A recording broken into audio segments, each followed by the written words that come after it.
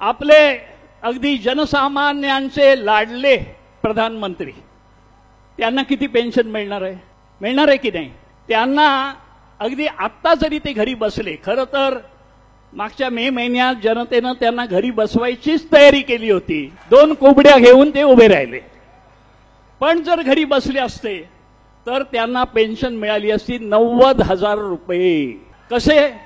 तर एकदा खासदार निवडून आला की त्याला 25,000ची पेन्शन लागू होते हक्काने, एका टर्मसाठी, एका मुदतीसाठी, आणि त्यानंतर प्रत्येक मुदतीसाठी त्याच्यामध्ये 10,000 रुपयाची भर पडते.